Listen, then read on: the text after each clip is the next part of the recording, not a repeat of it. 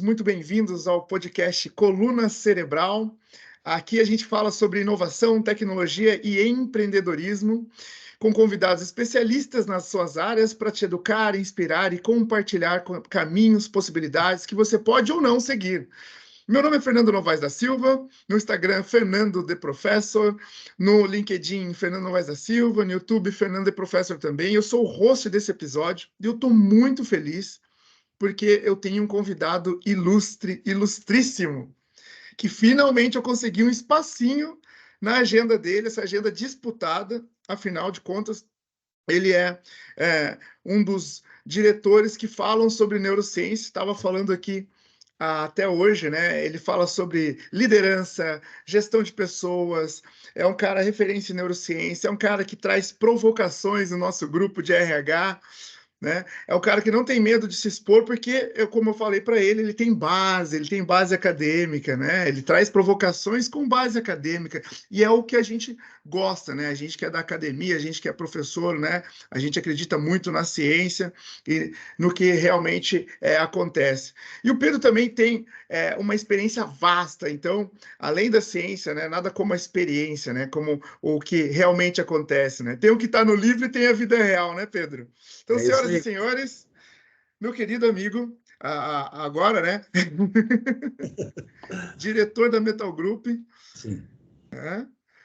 Pedro, vamos conversar um pouquinho, né? Quem assiste a gente, normalmente são meus alunos, alguns que já participaram do podcast, depois ficou curiosos para ver os próximos, líderes de empresas também. Então, explica um pouquinho, apresenta aí para a gente quem que é o Pedro, sem falar o que você faz ainda. Eu tenho uma carreira bastante longa, né? Eu sempre falo que eu comecei a trabalhar com 13 anos, realmente eu comecei. Naquela época podia registrar carteira com 13 anos. Comecei a trabalhar na Manchester, que depois se transformou em MC Informática. Nessa empresa eu passei por algumas áreas, né? Passei pela área contábil, depois de trabalhar como boy, como contínuo, andando de bicicleta na cidade de Joinville. E fiquei na MCI durante 25 anos. Aí a MCI, ela se juntou com a DataSul, né? Aí eu fui trabalhar na DataSul. Na MCI, depois de trabalhar na contabilidade, eu passei a atuar na área de recursos humanos, né? Fiquei bastante tempo nessa área. Saí de lá como um gerente geral da empresa e fui para a DataSul. Na DataSul eu trabalhei quase 5 anos na área de planejamento estratégico, junto com o seu Miguel Boab, e também na área da qualidade, eu gerenciava a qualidade. Quando eu saí dali, eu fui para a Pollux Automation, trabalhar com o Riso, que é um cara fantástico, né? Sim. Inclusive, quando eu saí da DataSul, a pessoa dizia, pô, tu é doido trocar a DataSul por uma empresa como a Pollux, que é pequena, não sei o quê. Mas foi uma experiência muito interessante, né? Hoje a Pollux está bem posicionada. E, na sequência, eu saí da Pollux, fui diretor executivo da CIG também, durante 4 anos e pouco, né? Entrei na presidência do Sérgio Rodrigues Alves, que é o marido da Marge hoje, a Marge é a presidente atual, porque eu trabalhei durante algum tempo com o Sérgio Alves, né, porque a MC Informática era da família Loyola, que também tem o controle da Lepera e da Fiação São Bento. Aí, depois da CIG, eu trabalhei como consultoria durante algum tempo, e aí comecei a trabalhar como consultor aqui na Metal Group, né? A Metal Group, e na sequência eu fui convidado para ser diretor, hoje eu sou diretor de gente e gestão na empresa. A Metal Group é uma empresa que cresceu muito, né? Para ter uma ideia, hoje ela representa o 5º maior faturamento de Joinville já, né? Depois das 4 grandes é a Metal Group. E o nosso faturamento, para ter uma ideia, representa 9% do PIB de Joinville hoje, né? Você fala as 4 grandes, é o Whirlpool... O Whirlpool, Embraco, o Nidec, né? A Tupi e a Tigre. Tigre. Tigre. E a Metal Group hoje, então, ela representa 9% do PIB de Joinville. Nós estamos em 5 espaços aqui dentro do Perini, né? Quando eu iniciei aqui, a gente ocupava um espaço. E tenho trabalhado muito aí no desenvolvimento da empresa, sempre atuando com mais foco no ser humano, né? Porque eu vejo assim, se você tem realmente as pessoas certas no lugar certo, com o líder certo e na empresa certa, né? Você vai ter muito sucesso, por quê? Porque a mente humana, o cérebro humano é o ser humano que faz as coisas acontecerem, né?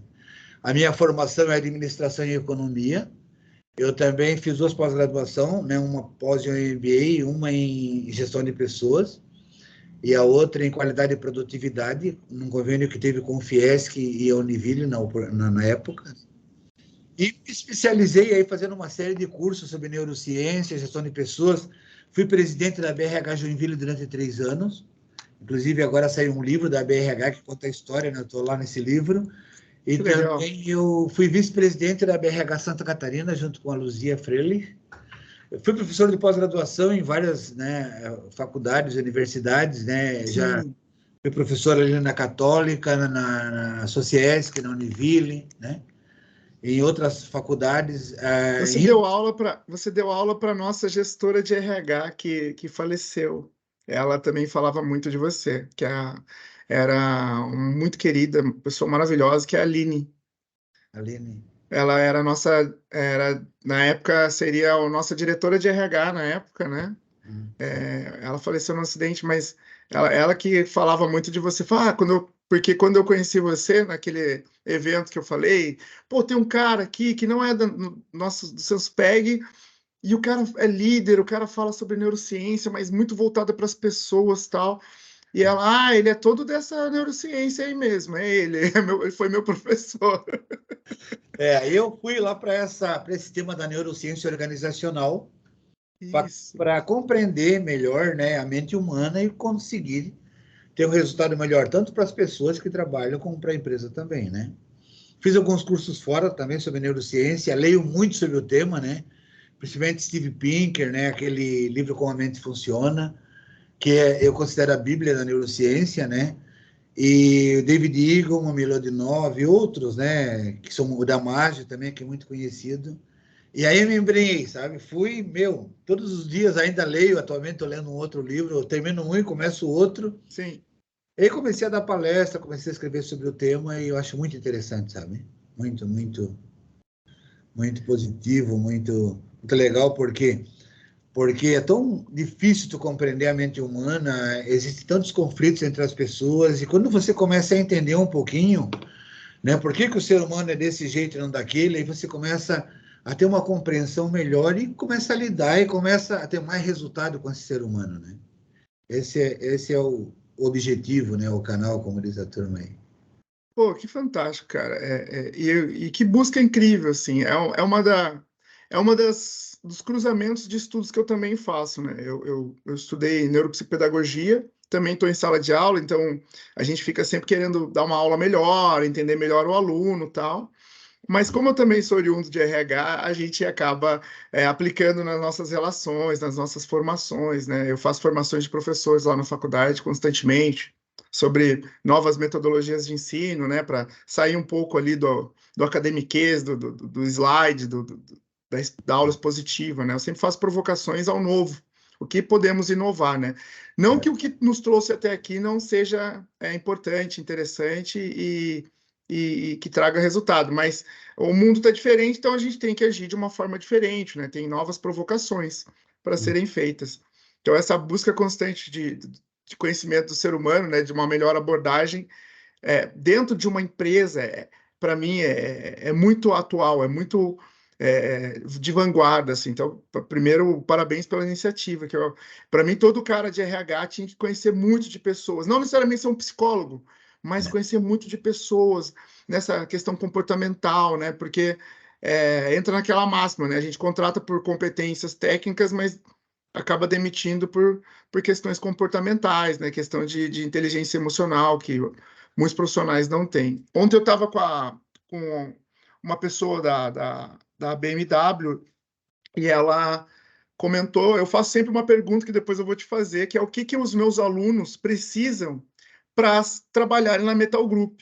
Né? E eu perguntei para ela o que eles precisam para trabalhar na BMW. E ela foi muito sincera e falou: olha, a BMW é maravilhosa, mas aqui também temos problemas com algumas pessoas que não têm acabativa, né? Que não vão até o final, que não vão começam um projeto, mas não sabem resolver até o fim, não pede ajuda, ou simplesmente entram em crise, choram, aquele, sabe, que não consegue mesmo, que não consegue lidar com a pressão emocional.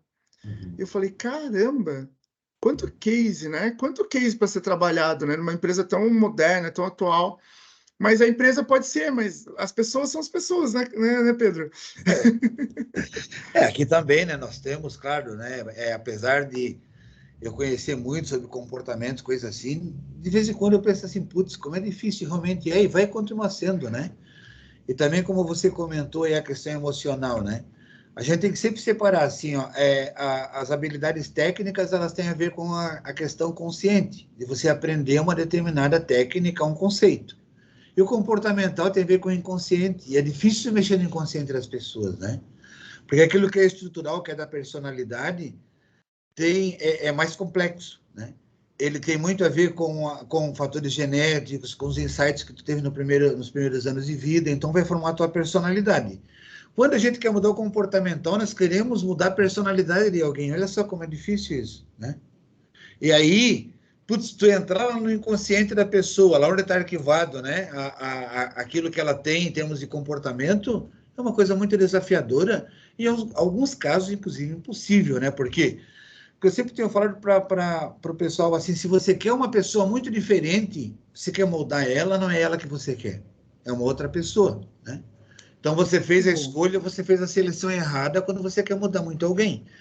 E aí todo mundo fala, mas é demitido pelo técnico e demitido pelo comportamental. E vai continuar sendo. Porque onde tu não consegue mexer, tu não consegue pegar uma pessoa e transformar ela em outra. E também, quando você consegue mudar algum comportamento, né, o que acontece? A pessoa vai para um modelo adaptado, que não é ela. Na realidade, é como se ela estivesse representando um papel. Olha só, que complicado que é isso, né? E quando você está representando um papel, no desafio ou no conflito, você volta para o teu DNA, tu volta para o teu normal. da Né? raiz, né? A raiz. É a mesma coisa, um ator está lá, inclusive eu estava vendo esses tempos aí alguns vídeos sobre os atores, a representação, eles estão lá tranquilos, de repente alguém faz um barulho na tela, o cara pega, se vira, poxa, dá para ficar em silêncio que eu estou fazendo uma representação, né? Então, saiu do personagem e foi para aquilo que realmente é.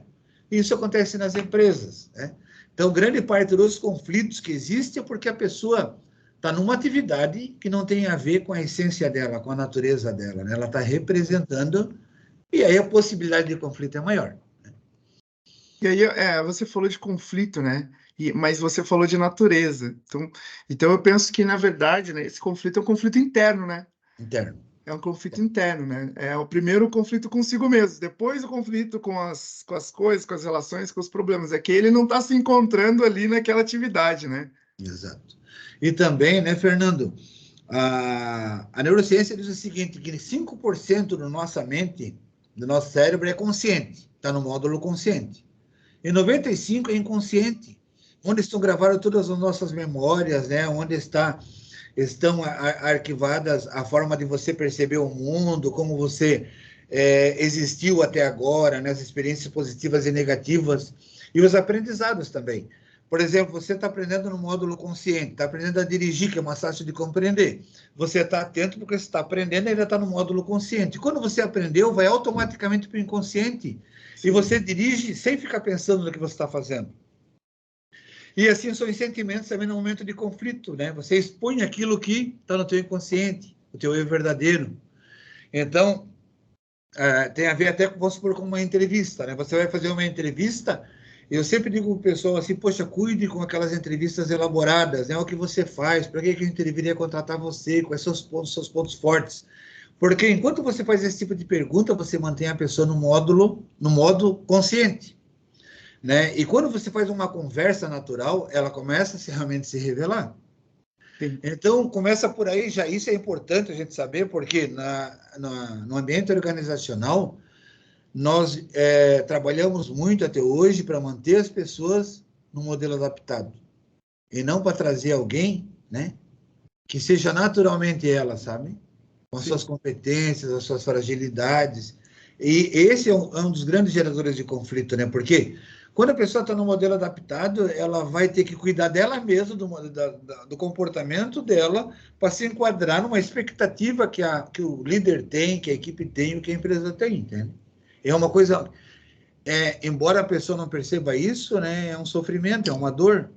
Aí ela sai estafada, estressada no fim do dia, porque ela esteve representando o dia inteiro, entende? Alguém que ela não é. É triste isso, né? Mas é muito comum a gente perceber isso dentro da empresa. Caramba, você trouxe um tema profundo agora. Vê que a Mari sempre falou, o Pedro vai falar umas verdades para você, você vai ver. E ninguém quer ouvir isso, né, cara? Ninguém quer ouvir isso, né? Você soltar o seu eu verdadeiro ali, né? Todo mundo tem muito medo de se expor, né, Pedro? Para tirar sair desse personagem, como você colocou, né? E além, né, Fernando, desse medo da exposição, o que acontece? Eu vejo até no mundo de RH. As pessoas aprenderam sobre algumas coisas e elas têm medo ou recusam que aquilo que elas aprenderam não está muito correto. Então, elas preferem não saber, né, ou, ignorar. Por quê? Porque é mais fácil elas manterem um modelo que elas tinham há tanto tempo, entende? Assim como também no modelo educacional e empresarial, né, Fernando? Por exemplo, a gente vê assim, ó, toda a nossa cultura, né, uma grande parte da nossa cultura, ela está baseada em alguns filósofos, né? Se a gente pegar Descartes, Rousseau, John Locke, né? Então, eles tinham a seguinte ideia de que o ser humano nascia com uma folha em branco e que o meio ia formar, criar, desenvolver a personalidade que ele tem. E hoje a gente percebe que não é mais assim, porque hoje nós temos condição, né? Temos a ciência, inclusive equipamentos como o simulador de neurônio, que percebe como o cérebro humano funciona olhando por dentro, percebendo ele funcionando, né? Então, isso faz cair por terra uma série de situações. O John Locke, por exemplo, era mais específico. Ele dizia assim, olha, todo ser humano nasce com uma folha em branco, né? E a neurociência diz assim, não, você não nasce com uma folha em branco, né? Você nasce com possibilidades, né, e tendências de comportamento em função da tua genética, né? Sim, sim, já nasce com os drives já, né? Já tem os nasce com drives. os drives, já nasce. Vamos supor, pega um psicopata, né? Tá comprovado já que o psicopata já nasce com uma predisposição para psicopatia. E você não vai conseguir mudar ele, né? Inclusive, você vê uma série de livros e vídeos sobre isso, né? De psicólogos, psiquiatras, eles falam sobre psicólogo. Infelizmente, né? O psicopata, ele não tem como você mudar ele, né? E ele nasce com a predisposição para atuar na marginalidade, ele vai cometer uma série fazer coisas erradas, né? E não se comportar como a Sim, sociedade espera. ele não tem o freio inibitório, né? Ele não tem questões Não tem. morais, né? Ele não consegue identificar questões morais, né? Mas como é que é? Mas tem aquela que, poxa, né? Como é uma pessoa doente, ele também não consegue se interpretar como equivocado. Ele Não. simplesmente é desse jeito, né? É desse jeito, não tem remorso, né? Ele faz Não tem. mal, fica mal e vai dormir tranquilamente, entende? Então, inclusive, no livro do Steve Pinker, do David Eagleman, que é Incógnito, né? As vidas secretas do cérebro, ele diz o seguinte, que eles fizeram uma investigação com várias pessoas que estavam no corredor da morte e viram, inclusive, uma disfunção física, né? Um nódulo no cérebro. As pessoas nasceram com um nódulo que fazia com que aquele comportamento, né, surgisse em determinadas situações, entende? E é uma coisa triste, né, mas é uma realidade. Assim como a pedofilia, né, eu tenho um amigo meu que é psiquiatra, ele fala que o pedófilo é um grande sofredor, né? Porque ele sabe que está errado, ele não quer fazer aquilo, não consegue conter, e ele é um potencial suicida. Geralmente, o pedófilo é um potencial suicida, entende? Por quê? Porque ele está praticando um ato que é hediondo, né? E que ele muitas vezes não consegue controlar. Entendeu? É uma coisa triste, né? Desculpa, caiu a minha chave aqui. Ele não consegue controlar. Entende? Só que é o seguinte, a gente pega o psicopata, aí pega uma outra pessoa que é mais agressiva, que tem outros comportamentos não ok, faz parte dela também, entende? É claro que a gente não pode se conformar, tipo assim, eu sou assim e acabou. Não. Eu tenho que realmente buscar melhorar, né? Para conviver melhor em sociedade. Só que para algumas pessoas é mais fácil e para outras é muito complicado, muito difícil e para algumas até, dependendo da situação, é impossível, né? Porque, como eu te falei assim há pouco, né? aquela questão de querer apoderar, eu quero, eu posso. Né? A gente sabe que não é assim, porque tem variáveis que não dependem de você. Não é simplesmente Sim. querer, eu quero e acabou. Né? Vai depender de uma empresa, do teu líder, da empresa, no país, do teu governo, né? De uma série de coisas que você pode fazer tudo certo e o resultado não ser ok. Por quê? Porque algumas variáveis não dependem de você. Né? Elas dependem do contexto, do mundo, das pessoas que estão ao seu redor. Isso acontece também no ambiente familiar. Não, eu estou aqui ouvindo porque para mim é aula. Eu estou te ouvindo como uma aula, assim.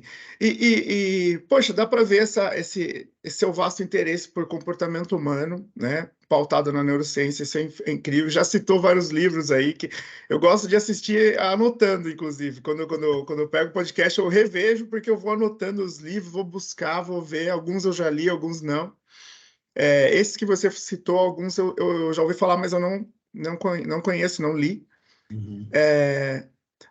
Mas falando um pouquinho do meio acadêmico, né? Poxa, você tem já essa visão profunda comportamental, né? De crítica, ao ponto de até talvez seja questionado em algum momento, você é psicólogo ou algo assim, né? Porque você Eu, vai para temas mais profundos do que de um administrador comum, né? né? Digamos assim. Então, eu não sou psicólogo, não, eu fiz psicologia organizacional, né?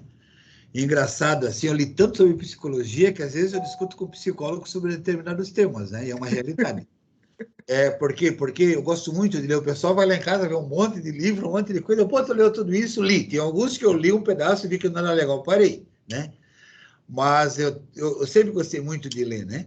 Engraçado, eu sempre conto para as pessoas, quando eu era criança, assim, 6, 7 anos, até menos, ia na casa de uma tia minha com a minha mãe, e a minha tia dizia, vai brincar, guri, porque eu pegava um calendário que ela tinha, e esse calendário eu contava a história dos santos, eu ficava a tarde inteira ali lendo aquilo, né? Em vez de eu ir brincar, de jogar bola, eu ficava lendo. Né? Então, é um costume que eu tenho desde criança, eu sou muito curioso também, né? Eu gosto muito de aprender. Eu escuto alguma coisa, não sei o que é, opa, deixa eu descobrir o que é isso, entende? Sim. Aí tem um lance, ó, tanto no mundo acadêmico como no mundo organizacional, a curiosidade é um fator extremamente importante, né, em termos de aprendizado, né? As pessoas curiosas são aquelas que realmente aprendem mais, né? Sim, era para esse lugar que eu queria chamar mesmo. Você é como administrador, né? Você é um administrador, mas um old school, digamos assim, né? 20 anos, mais de 20 anos formado, talvez. E aí a minha pergunta é, hoje o cara faz administração. Vamos lá, na minha faculdade, por exemplo, que é online, ainda é outro formato, depende muito mais dele, né? Porque ninguém fica lá cuspindo verdade, você que tem que ficar buscando o tempo todo, né? O EAD, diferente do que muitos pensam, tem a sua complexidade porque depende mais de você. Depende. É, é, o que competência você acha que esse administrador de hoje tem que ter? Porque o mundo mudou, né? De 20 anos para cá, né, Pedro? Antigamente, esse cara era o cara da finança, era o cara do número ali, do resultado, do comando e controle e tal. E hoje, o administrador, ele ainda precisa conhecer ali de finança, comando e controle? Como que você vê isso? No mundo organizacional e educacional, eu vejo assim, de forma simples, nós temos dois tipos de profissionais. Tem aquele que é mais procedimental e aquele que é relacional, né?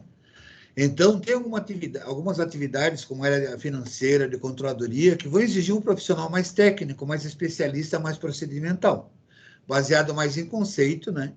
E tem aquele mais relacional, né? Vamos supor assim, um gestor é um ser mais procedimental, um líder é mais relacional, né? O relacional tem a ver muito com a personalidade. Então, é difícil você desenvolver liderança. E é fácil você desenvolver gestão. Por quê? Porque a liderança, como ela tem a ver com esse relacional, tem muito a ver com a estrutura, tem muito a ver com a personalidade da pessoa, né? Com forças inconscientes. Se você pegar os maiores líderes da humanidade, eles nunca fizeram um curso para ser líder. Eles nasceram com uma perspectiva, né? Com uma probabilidade, com uma tendência de liderar.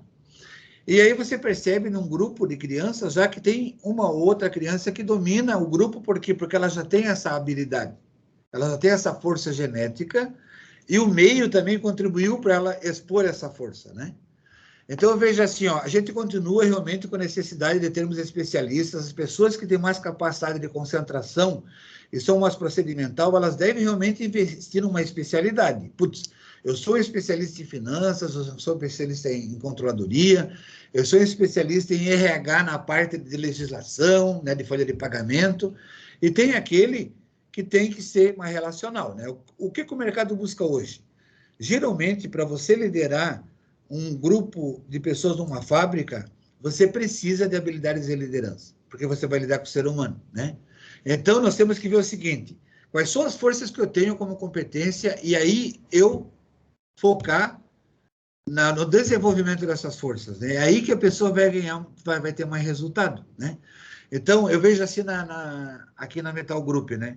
Nós temos pessoas que são técnicas, que são especialistas e não são tão relacionais, mas ela não vai ser o especialista num determinado tema técnico, ele não vai ter essa habilidade tão positiva, né, de interação, de relacionamento.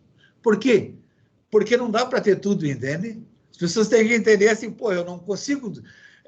lógico, tem algumas assumidades, mas eu não consigo ter um profissional que é relacional, que é comunicativo, que é interativo e que é especialista, que é concentrado, não dá, entende? Então, em geral, o mundo se divide nessas duas. E aí, dentro dessas duas vertentes, que uma é relacional e outra procedimental, a gente tem uma série de outras necessidades específicas que é preciso ter, né? Eu busco muitas vezes profissionais que têm conhecimento técnico. Eu sei que aquele profissional com profundo conhecimento técnico vai ter alguma dificuldade, até muitas vezes numa entrevista. Por quê? Porque, putz, eu estou contratando um técnico, um especialista, né, um gestor. Agora não, o cara vai liderar a fábrica, né? Aí eu tenho que observar, poxa, ele tem condição de lidar com o ser humano, de motivar, de engajar, né? Ele tem um conhecimento técnico, às vezes não tão profundo, mas ele é um bom líder. Entende? Então mudou muito esses conceitos, né? Mudaram muitos conceitos. E muitas empresas não perceberam esse cuidado que é preciso ter no momento de contratar. Porque quando ela não tem esse cuidado, ela começa a exigir coisas de um profissional que ele não vai conseguir dar, né? Ele não vai entregar, né? Não Eu vi vai. uma vaga, você está falando, eu lembrei o desenho da vaga que eu vi de uma empresa aqui perto de Pissarras, né, onde eu moro, uma baita empresa multinacional, e a vaga era de business partner de RH, né? E Certo. aí fala lá, pede exatamente isso. Não, o cara tem que ser extremamente relacional, ele vai fazer network, reuniões, desenvolvimento de liderança. Eu falei, ô, louco. E aí fala assim, e aí ele vai acompanhar os processos de os subsistemas de RH, vai fazer o preposto trabalhista. Eu falei, meu Deus do céu, cara. Esse cara, ele vai, pô, dependendo da empresa, do tamanho da empresa, realmente tem um cara que faz tudo do RH, porque é assim mesmo. Mas uma empresa gigante, eu falo, pô, esse cara, ele é o quê? O Coringa? O que esse cara vai fazer? Ele tá muito generalista, tá? Ele qual que é a especificidade dele, sabe? Então, realmente eu fico imaginando assim, o que será que eles estão buscando de verdade na essência, né? Tinha que ir lá conversar para entender. Porque, poxa, não é um técnico de RH, mas também não é o líder ali, né, relacional, né? Porque ele tem que fazer coisas técnicas e também tem que fazer coisas relacionais, né? Aí você foi falando, eu falei, pô, realmente, tem muitas vagas aí com esse conflito na mesma frase ali, isso aqui é os dois perfis, né? Você tem que decidir, né? O que é mais importante naquele candidato e daí analisar sobre esse prisma, né?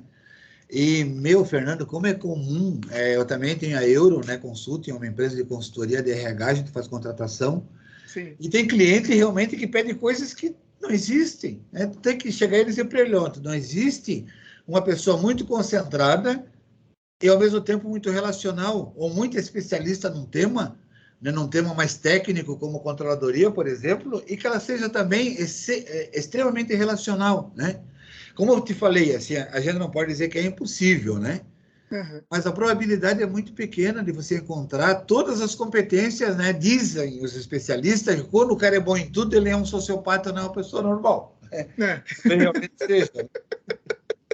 Ainda tem mais isso, né? Normalmente, se esse cara é bom em tudo, desconfie também que tem alguma coisa errada aí, né? A gente faz um teste aqui, antes das pessoas entrarem na nossa empresa, que é o BFP, né? Nos Estados Unidos, na Europa, conhecido como Big Five, que ele vê 5 grandes forças que o ser humano demonstra, né, para poder trabalhar. E tem uma, por exemplo, processabilidade. A processabilidade observa a capacidade da pessoa cumprir regras, procedimentos, de agir com extrema ética, né? Então, quando a pessoa tem processabilidade baixa, é difícil mudar isso nela, né? Se ela tiver uma porta para sair daquilo que é o procedimento, ela vai sair. Porque ela é rebelde na forma de pensar, né? A mente criativa, ela rompe barreiras. Então, ele quer sair, ele já é feita para sair. Isso. Então, essa pessoa tu pode utilizar muito bem numa atividade de marketing que exige criatividade, inovação, entendeu? Mas tu coloca ela na área financeira, né? Ela pode burlar o sistema, entende? Ela vai questionar, ela vai questionar. Ela vai questionar.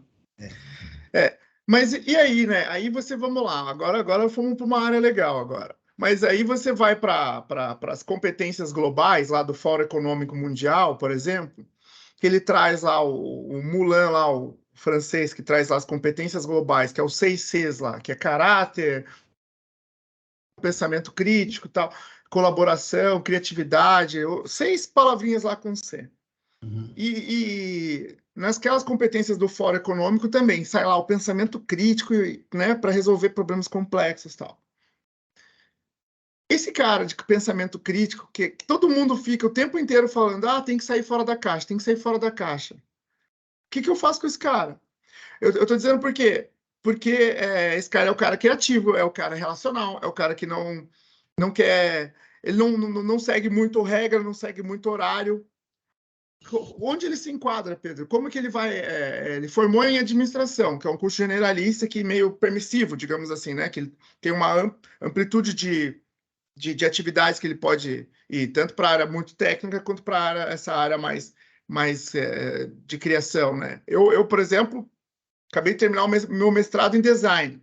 E eu realmente aprendi que o design ele é projetual, ele não é necessariamente o da corzinha ali, que é a parte técnica do design. Que é o cara da cor que vai pegar o detalhinho do detalhinho, né? O design projetual ele vai projetar soluções, então ele vai ser criativo, ele vai sair da caixa, ele vai olhar a regra e vai falar o que não está escrito nessa regra. Esse tipo de análise que ele vai fazer, que é crítica. Certo. O que acontece é o seguinte, né, Fernando? Eu vejo assim, ó. Tem pessoas que têm uma capacidade realmente de sair da caixa porque a mente delas é mais rebelde, é mais criativa e inovadora, eles vão sair. Tem pessoas que não vão sair. Por quê? Porque estruturalmente a mente delas, né, é mais procedimental, ela é mais regrada, ela trabalha na qualidade, né, ela vai lá verificar o probleminha, a norma, né? Ela vai trabalhar no financeiro, que tem toda uma série de leis que tem que ser cumprida, né? Na área de controladoria, na contabilidade. Então, a gente tem que entender o seguinte, em primeiro lugar, tem pessoas que realmente têm essa capacidade de sair da caixa e tem alguns que não têm. Em determinadas atividades, eu não preciso de um profissional que tenha que sair da caixa, porque ele vai atuar numa atividade repetitiva de análise crítica, né? Então, análise crítica é uma coisa, pensamento crítico é outra. Começa por aí, né? Por quê? Porque você pode ver, se a pessoa que é criativa, ela rompe com a barreira, ela chega num lugar, numa sala e já pensa, por que aquilo ali é assim não devia ser diferente? Só que nem todo mundo é assim, né? Então, a criatividade, ela tem muito a ver com a genética e com os insights dos primeiros anos de vida e com a estrutura, com a personalidade da pessoa, né? Então, tem gente que não vai conseguir ser crítico, não vai ter essa visão crítica do mundo, porque é dela, gente, né? Ainda bem que o mundo tem aí aqueles que são mais, né? Como é que se diz? Mais focado, né? Mais estruturados, e aqueles que são mais liberais, que veem o mundo de forma diferente, né? Então, dá para a gente fazer alguns exercícios, é claro, para melhorar um pouco a criatividade, mas se a pessoa está no nível 2, né? Vamos colocar numa escala de 0 a 10, no nível 2 em criatividade, com alguns exercícios, tu consegue trazer ela para o nível 2,5, 3, até 4. Mas ela não vem para o 7, 1, 8. Por quê? Para ela ir para um 7, 8, tinha que reestruturar a mente dela, entende? Ressignificar, como o pessoal fala tanto essa palavra aí, né? E ressignificar não é assim, gente. Primeiro, tu tem que ver as possibilidades mentais que a pessoa tem. E a possibilidade mental está atrelada à personalidade, né?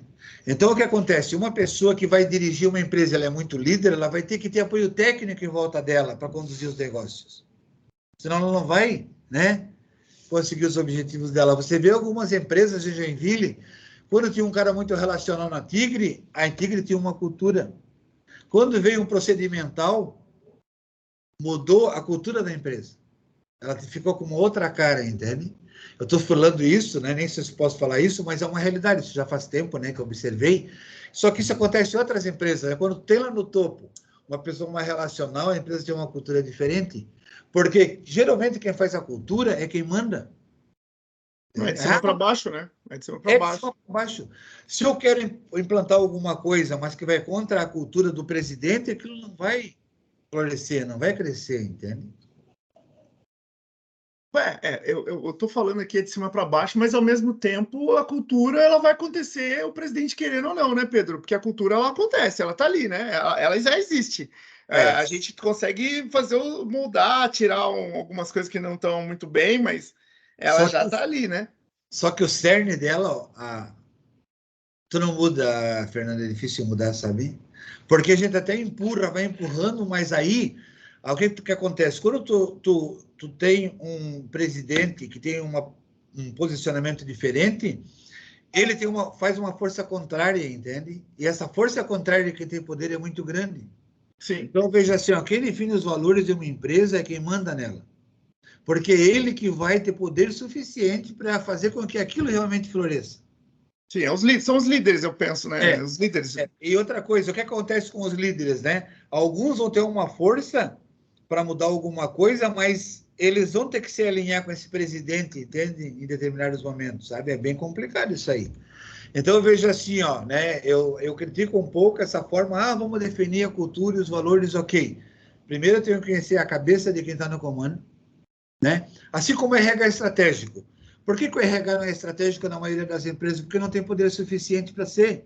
Se eu não tenho um diretor de RH com a mesma força que tem o diretor financeiro, né, não vai ter RH estratégico.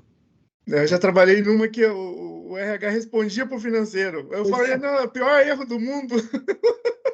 Porque não vai ter poder suficiente para mudar a cultura, mudar a estrutura, mudar norma, mudar procedimento. É isso que tem que entender. O RH estratégico exige que haja uma posição estratégica no organograma. Para essa pessoa ter poder de igual para igual. Entende?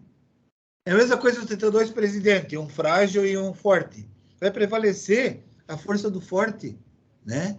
Os dois sócios, já viu como tem conflito quando tem uma empresa com dois sócios, né? Alguns realmente se conectam, mas em muitas situações eles não se conectam e é uma disputa de poder o tempo todo, entende? A empresa mesmo fica perdida, a gente vai para lá ou vai para cá.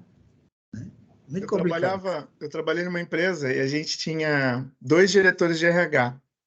E como eu era business partner, né? Eu era site, eu não trabalhava na central, acaba sendo cachorro de dois donos, né? Mas era lógico que tem um carinho especial por um pouco mais do que pelo outro. E era assim, era o RH mais ali, departamento, toda a parte de departamento pessoal, benefício, contas a pagar, era um, relações trabalhistas era um, e a parte de desenvolvimento, liderança, é, enfim, era o outro líder, né? Então, essa do desenvolvimento, treinamento, pô, essa é que a gente era apaixonado por essa, o outro era só porrada, né? E até lá na empresa tinha uma brincadeira que chamava, um era o RH Cuba e o outro era o RH Miami. Legal, legal. Porque assim, o Cuba era só porrada, cálculo, conta, sindicato, etc, né? E aí o Miami era lá, ia lá para treinamento, evento, desenvolvimento de líderes, enfim, toda a parte essa mais de cultura, né? Vamos trabalhar os valores, vamos trabalhar os procedimentos até de contratação, tinha ali, mas era lá em Miami, né? Sempre muito brando, muito tranquilo. O outro era bem de cima para baixo mesmo, mudou a regra, agora é assim, mudou não sei o quê, avisa que os cálculos agora são outros, e era o tempo inteiro. Porque, Fernando, na realidade é o seguinte, né? Valores são comportamentos, né? Responsabilidade, ética, não sei mais o quê. Então, esses comportamentos, né? Eles vão crescer e se desenvolver se tiver a oportunidade de acontecer isso, entende? Às vezes existe um esforço muito grande da profissional da RH só que ele não tem poder suficiente para mudar, né? A cultura é difícil, é complicado. E não adianta tu reunir um grupo com boa vontade, vão definir os valores. Putz, né? Já teve empresa que foi lá e briguei, não, se tu colocar isso aí, tu tá mentindo. Por quê? Ah, vamos colocar confiança como valor. Eu falei, mas tu, que é o dono da empresa, tu não tem confiança nas pessoas. Por isso, todos esses atos mostram que tu não tem. Então, como é que tu vai colocar isso como valor? Entende? Mas não é verdade, né? O valor tem que ser a sua verdade, né? Tem que ser uma verdade e tem que ser um comportamento que realmente é vivenciado. Por quem? Pela alta administração e ele desce.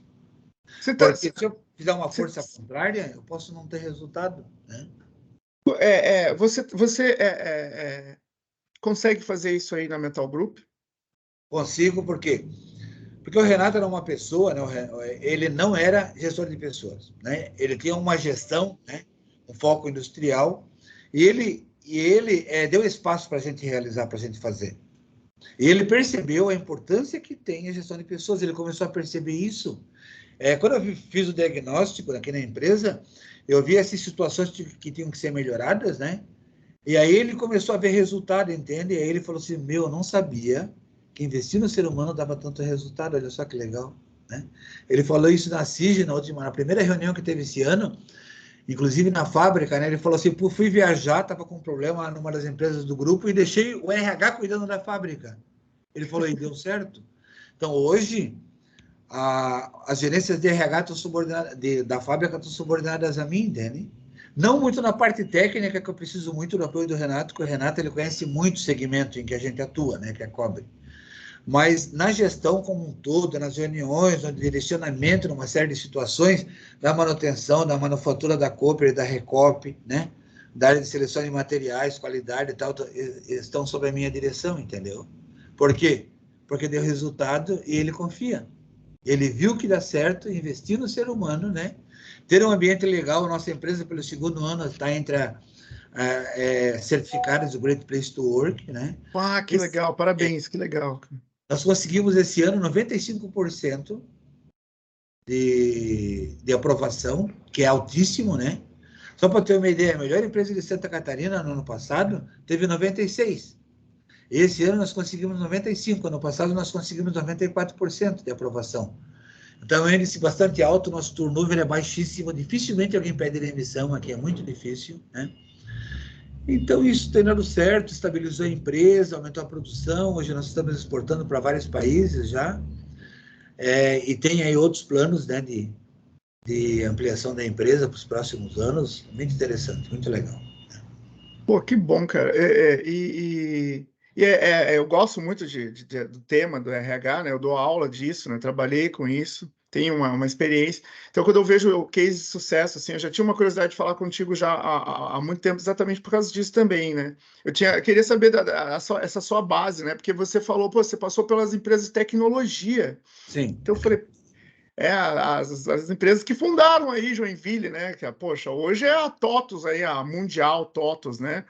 Mas, pô, um dia foi DataSul, depois você passou pela Pollux, que eu Pela pô, também. MCI também, MCI Informática era o maior birô de processamento de dados de Santa Catarina na época. Caramba, né? E como que foi? Porque para mim é quase uma migração, né, cara? Você dançou muitas danças, né, cara? Você foi para tecnologia, depois foi para qualidade e caiu em pessoas, né? Essa transição, porque o que acontece hoje, né? Eu estou tentando falar do ponto de vista do jovem de hoje, que ele é ansioso, ele quer logo ser diretor, ser chefão. Tá. Mas ele forma administração, por exemplo, que é um curso generalista, que permite você fazer essas várias danças, né? Eu também já dancei muito. Mas é, é, é, essa transição, que caminhos ele tem que percorrer para fazer essas transições? Ou você foi no modo. Automático. Foi acontecendo, foi acontecendo. Muita coisa foi no piloto automático, sabe, Fernando? Porque acontece o seguinte, ó, a gente tem que deixar uma parte da carreira no piloto automático, porque senão a gente entra num processo de frustração muito grande, entende? Hoje a geração atual, ela tem uma possibilidade maior, vamos colocar assim, de frustração, porque ela tem que escolher, ela pode selecionar qual é o curso que ela quer, e daí quando você tem opção, você tem o compromisso de fazer a escolha certa, né? Grande parte da minha carreira foi no piloto automático. Num determinado momento, comecei a ver, putz, eu tenho que me especializar em gestão de pessoas, depois em qualidade total, quando teve um movimento da qualidade, né, que abandonou a área de recursos humanos totalmente na época. Aí comecei a entrar nesse negócio de comportamental, neurociência, psicologia organizacional, mas no início da carreira foi meio que no piloto automático, né? E também é o seguinte, assim, ó, eu comecei a questionar, poxa, onde realmente, o que eu realmente gosto de fazer e me deixa feliz? Por exemplo, dar aula, né? Lecionar é uma coisa que me deixa feliz. Eu já percebi isso, entende? Uma das coisas que mais me deixa feliz é dar aula, né? E a outra é liderar grupos, participar de reunião, orientar, porque é o meu estilo de liderança professoral. Eu sou um cara mais relacional que procedimental, né? Quando é muita regra, muita coisa, eu me rebelo contra aquilo. Eu quero romper com as barreiras. Então, eu sou muito relacional, né? Então, esse é um ponto. Outro, as novas gerações precisam compreender uma coisa, né? Que o equilíbrio da vida está no desequilíbrio dela. Por quê? Porque não existe uma coisa linear, né? A vida é cheia de altos e baixos. Essa é a primeira coisa que os jovens hoje têm que entender. Esse desequilíbrio que vai fazer parte da vida deles. Só que como eles conviveram geralmente num ambiente mais equilibrado, 1 ou 2 filhos, com uma série de regalias, eles vão para o mercado de trabalho, eles enfrentam desafios e eles querem que a vida continue equilibrada e não vai ser. Ela vai ser sempre esse altos e baixos constante, né? E tem que ser assim, né? Eu tenho falado muito sobre dopamina, né? Eu dei as últimas palestras que eu dei foi sobre dopamina, que é um tema que está muito em alta, né? No Vale do Silício, jejum de dopamina, não sei o quê. E ali a gente vê o seguinte, né? Eu tenho que ter dopamina alta e baixa, alta e baixa, alta e baixa para a minha vida ter sentido, né? Quando eu boto uma carga muito grande de dopamina, na rede social, por exemplo, fico toda hora olhando lá se alguém curtiu, se falou, se comentou, não sei o quê. Aí o que acontece? O meu nível de dopamina sobe e desce, só que ele desce e vai um pouco mais abaixo do nível basal. Aí dá aquele sentimento de frustração, né? É a mesma coisa quando eu estou me preparando para casar, para me formar, para fazer alguma coisa, vai lá em cima. Quando terminou a festa de casamento, eu caio lá embaixo. Quando acabou o Natal, quem gosta de Natal, eu caio lá embaixo, né? Então, inclusive, há uma orientação, né, dos neurocientistas, fique assim, de vez em quando, 30 minutos sem acessar o teu celular. Para você não ficar nessa guerra constante. Quero dopamina, ela veio, acabou, sobe, desce, sobe, desce, sobe, desce, entende? Então, a tecnologia hoje, ela provoca mais conflito emocional por essa necessidade constante de ter a dopamina em alta. Isso é muito complicado, né? Aumenta a crise existencial, aumenta o número de suicídios, aumenta uma série de outras coisas nefastas à sociedade por causa da tecnologia, porque ela cria uma ansiedade muito grande nas pessoas, né? Sim, essa questão de índice dopaminérgico, né? Eu estava conversando recentemente com um dos nossos pesquisadores ali, ele falou da relação com o sono. Ele falou muito da relação com o sono, né?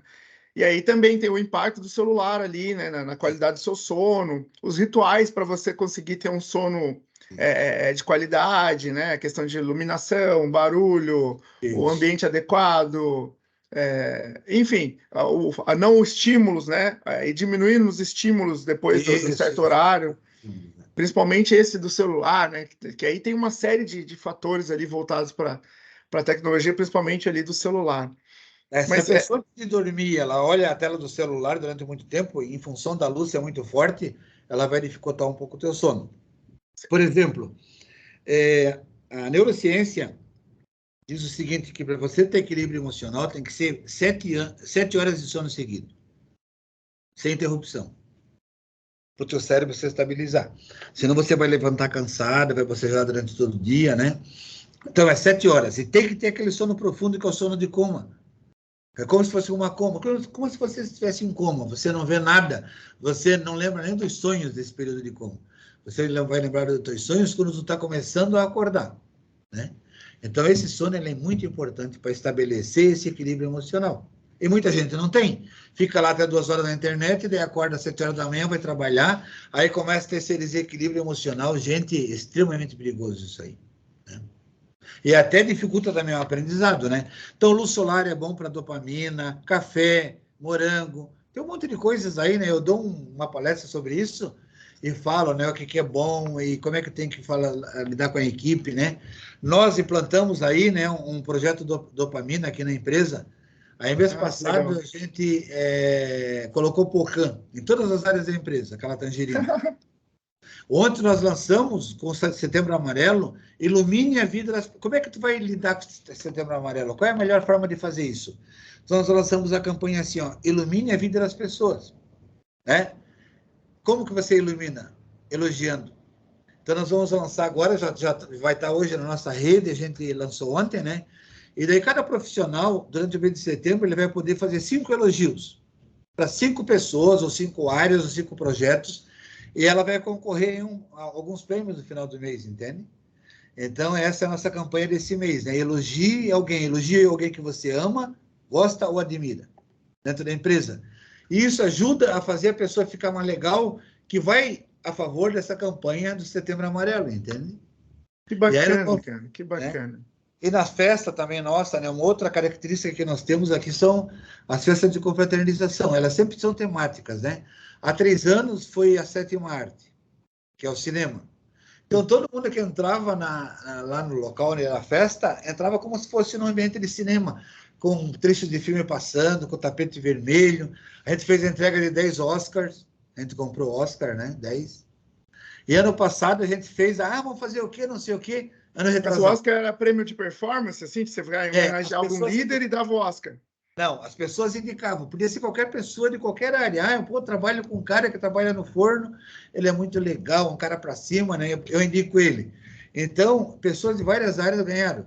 Aí, ano retrasado, a gente fez a 7ª arte, filme em cartaz, A Gratidão. Aí o tema foi cinema e gratidão.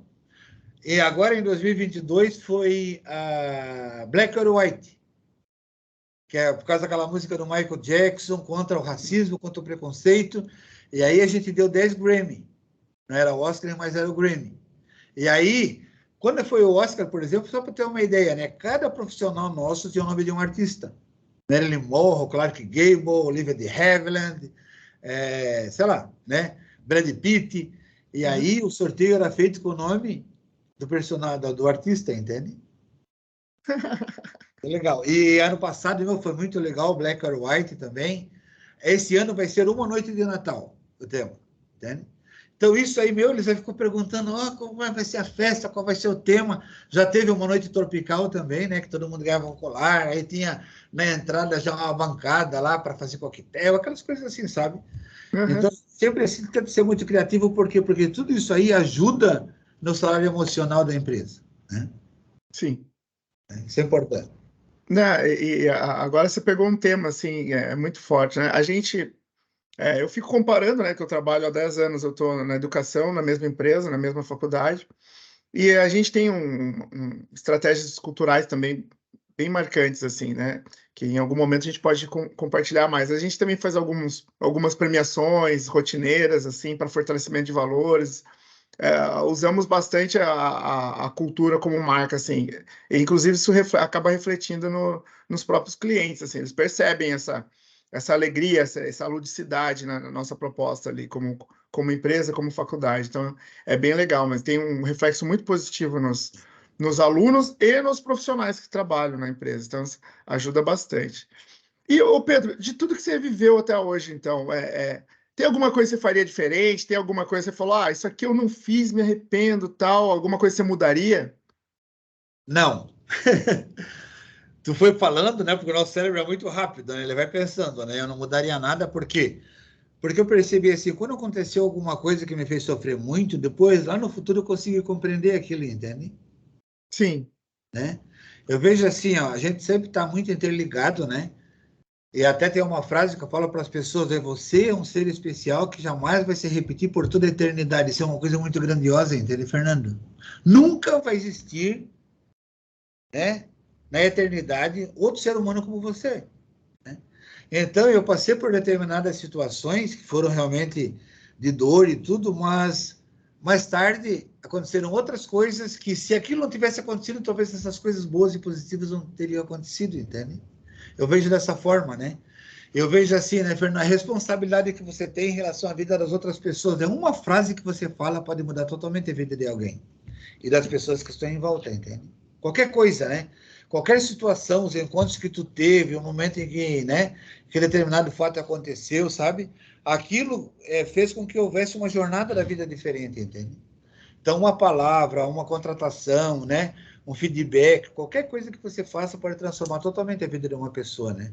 Aí você tem que ter um senso de justiça e de humanismo muito grande, né? Um dos valores da nossa empresa é o humanismo, né?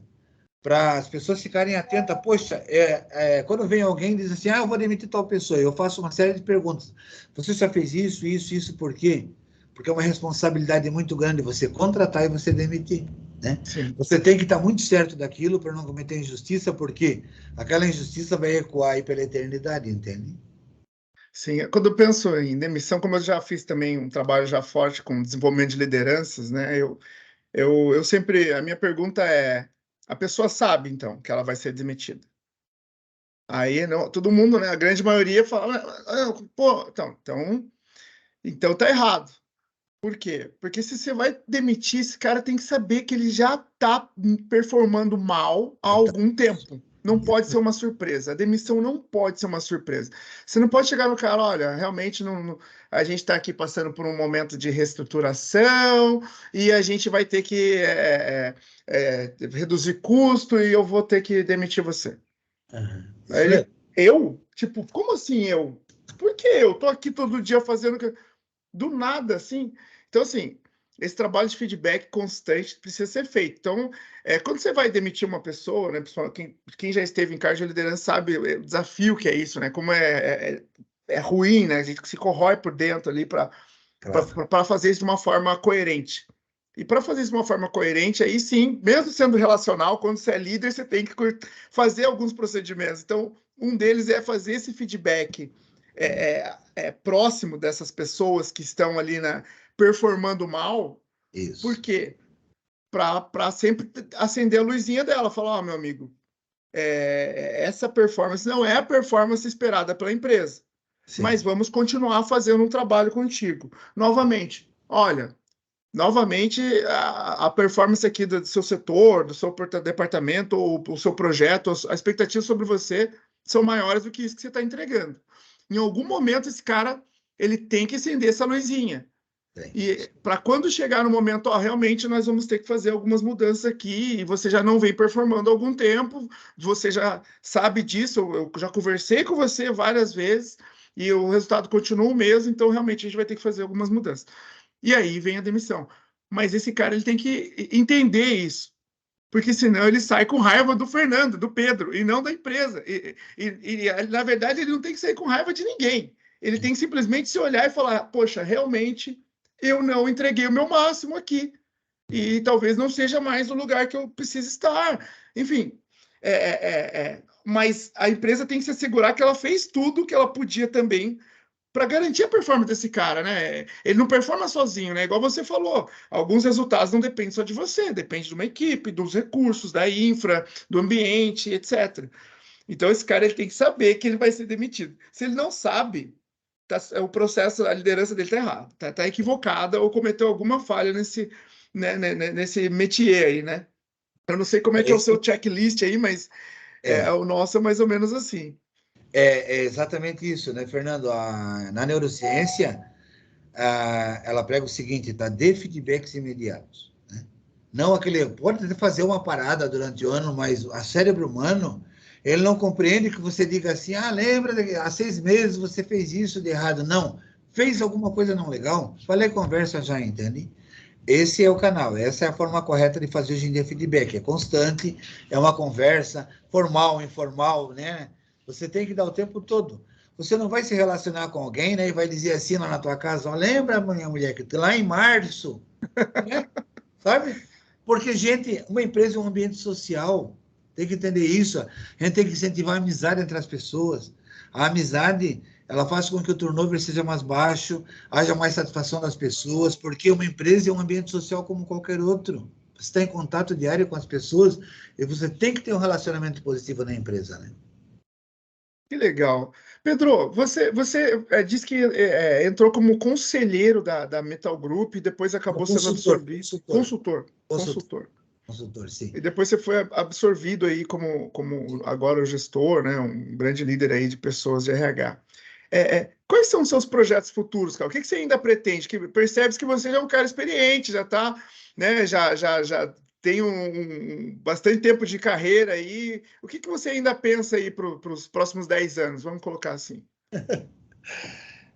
Eu quero continuar me aperfeiçoando nesse tema, na neurociência. Eu já fiz 3 cursos, né, fora. E basicamente assim, ó, a grande parte dos meus gerentes são pessoas que vieram da fábrica, vieram de outras áreas, né? Então, quando eu entrei aqui, o cara estava lá na minha empilhadeira, ele está gerenciando uma área inteira de 70 pessoas ou mais, entende? Isso acontece com grande parte dos nossos líderes aqui. Eu quero continuar realmente nesse processo de desenvolvimento, porque eu acho que isso é uma coisa incrível, né? Fazer com as pessoas, tu desenvolver elas, tu fazer elas acreditarem, sabe? Tu puxar a orelha, tu brigar, você entende? Mas eles sentirem assim que, pô, tu tá ali e tu tá transformando a vida delas. Esse é o meu projeto. Além de viajar um pouco mais, né? Não tenho muitas, né? Tenho 2 filhos também, né? Que são adultos, e cuidar deles, porque filho a gente tem que amar como se fosse um bebê ainda. A gente vai continuar, eu continuo amando eles, eu chamo de bebêinho até hoje para os 2. Meu bebê, embora eu já tenha 30 e poucos anos, é bebêinho. E é isso aí, viver melhor, né? Muita coisa no piloto automático, como eu vi que o piloto automático, ele funciona também, né? Em muitas situações. Tá? E você tem um legado aí que você quer ser lembrado? Ah, eu quero ser lembrado como o quê? Como seria assim? Como alguém que ajudou a transformar a vida das pessoas. Que legal, que Isso é o legal. mais legal que eu vejo. Eu sinto realmente isso no curso, sabe? Eu quero ser lembrado por isso aí. Putz, né? Como eu encontro algumas pessoas, hoje eu encontrei um cara, ele falou assim, meu, sabia que tu fez uma diferença muito grande na minha vida? Ele contou o episódio, entende? Fazia 30 anos que eu não via essa pessoa. Eu encontrei lá no Porão da Liga, né? Caramba. Há 3 semanas, há 3 semanas eu encontrei essa pessoa lá. E ela falou assim, meu, aí começou a conversar, falou, lembra aquela situação, assim, meu, aquilo transformou a minha vida, entende? Então, como tem outras pessoas que falou, putz, quando eu entrei lá na empresa para trabalhar contigo na MCI, eu só tinha, né, o ensino médio, e daí tu falou, pô, faço faculdade, faço pós-graduação, ele falou assim, pô, hoje eu sou professor, né, hoje eu estou gerenciando uma empresa, entende? E foi tu que me insistiu para eu continuar estudando, fazer outras coisas, entende? Eu acho que essa aí é a melhor recompensa que tem quando alguém falar isso para você, né? Pô, é demais, realmente. E você já falou que é muito curioso, que lê muito. E filme, cara? Você tem algum filme que você indicaria? O que mais que você se alimenta do quê? Eu, Podcast, vídeo, cinema? Qual que é, onde é a sua fonte aí que você fica buscando sempre? YouTube, né, tem bastante material ali. Sim, Filmes, né? Tem uns filmes assim que eu acho excelente. Vamos supor O Nome da Rosa, que é um livro baseado no livro de Umberto Eco, né? Que foi um livro premiado do italiano Umberto Eco. É uma história fantástica. Um livro que mostra que é uma aula de liderança muito grande, A Fuga das Galinhas, né? Aquele desenho de massinha lá.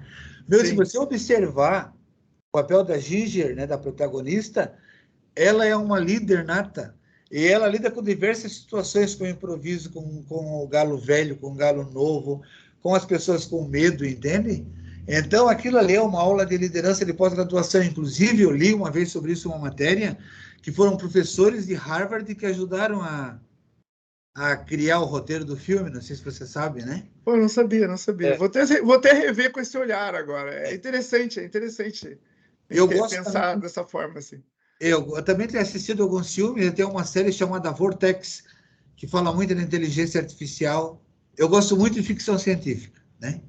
Tem espaçonave, Interestelar. Meu Interestelar. Interestelar, você falou disso. Eu lembro de Interestelar, é você total, né? Falar do quântico, do cosmos, nossa. E O Nome da Rosa também é um filme muito interessante, é com o Sean Connery, que fez o 007, né? Sim. Durante muito tempo. E é um filme com muita informação subliminar. Meu, é interessantíssimo. Se passa na Idade Média, num mosteiro, né? Acho que o mosteiro era na Alemanha.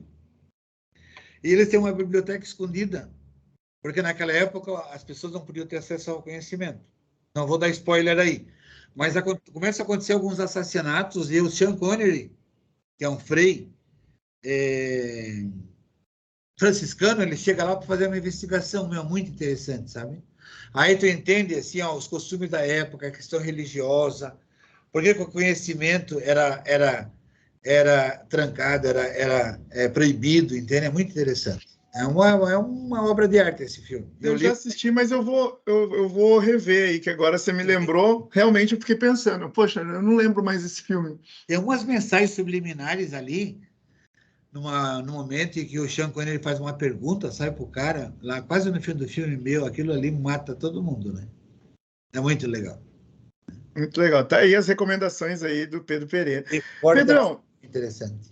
Antes de eu finalizar aqui, né? Estamos encaminhando aqui para o finalmente aqui. É uma delícia falar com você. Daria para ficar aqui mais quanto tempo fosse possível, assim, até. Acho que eu vou ter que aceitar o convite da Mari da gente fazer um outro momento ali com regado a vinho, que acho que vai render mais um pouco de algumas horas de papo aí. Mas, para quem não sabe, eu estou falando da Mari Batista, né, que é a nossa colega em comum, que também é especialista em RH, uma pessoa maravilhosa, fantástica aí, sempre que ela pode, ela auxilia e ajuda várias coisas ali com a gente. E eu faço um último momento com um desafio que eu chamo de desafio confete, né? É que o Bill Gates ele tem um dos TEDs, né? TED Talk, né? Que é aquele programa que ele faz de 16 minutos, que é pequenas palestras, né? Ele faz um chamado Professores Precisam de Feedback, né? Eu, como um bom professor, sou um desses.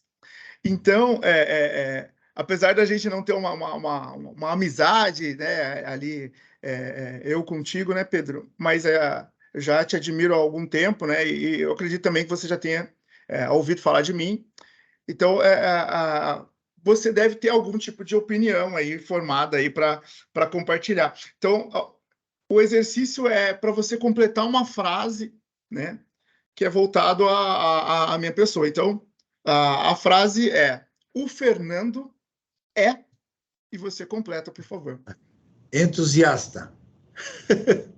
Eu vi assim muito entusiasmo, né, no contato que a gente fez por telefone. A tua voz, ela fala muito, entende? Ela transmite muita informação, né, de entusiasmo. Isso é uma coisa fundamental, né, para o ser humano, para iluminar um pouco a vida das pessoas que estão em volta, entende? Acho que esse entusiasmo é uma coisa bem, bem característica tua. Pô, que legal. Que legal. É curioso. De linguagem não verbal também, né? Sim, sim. É curioso ouvir de você. Minha assinatura de e-mail, eu assino entusiasticamente Fernando Novaes da Silva. Opa, que legal. Todo mundo assina cordialmente, atenciosamente. Eu assino entusiasticamente Fernando Novaes da Silva. Esse sou eu, verdadeiro. Show aí, Fernando.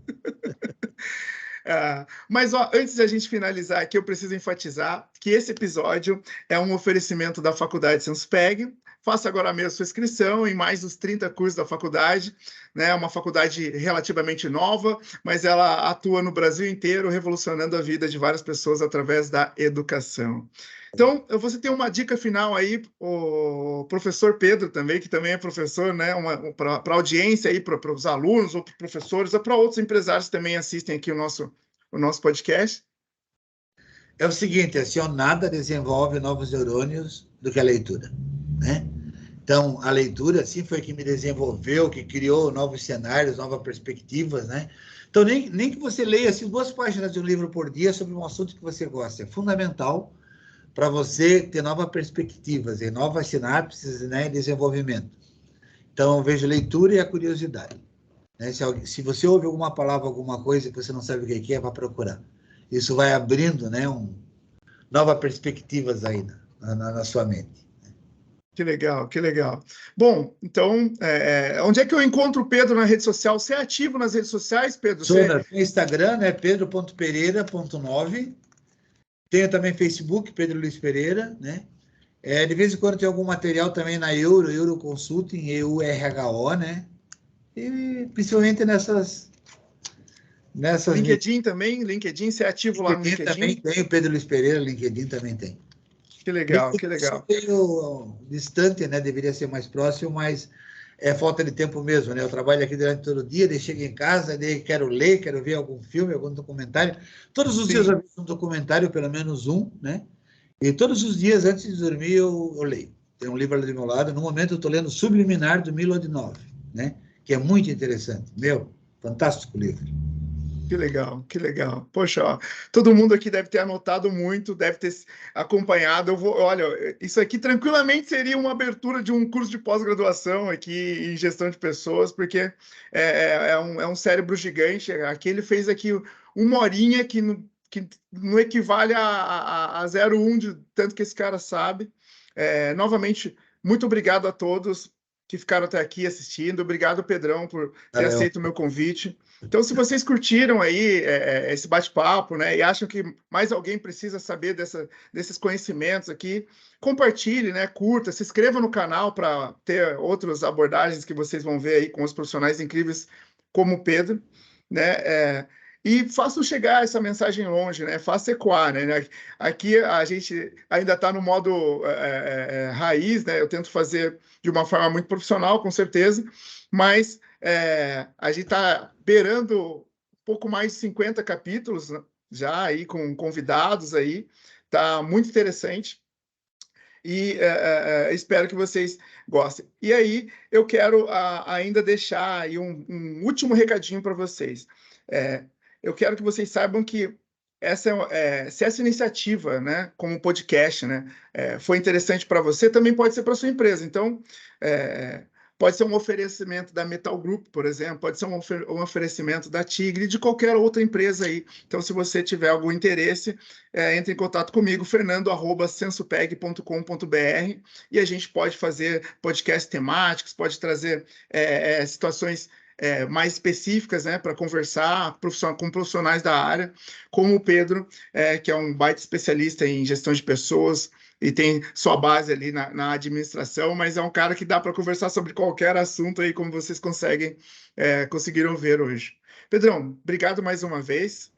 Valeu. E eu vou finalizar aqui. Até o próximo episódio, pessoal. Tchau, tchau.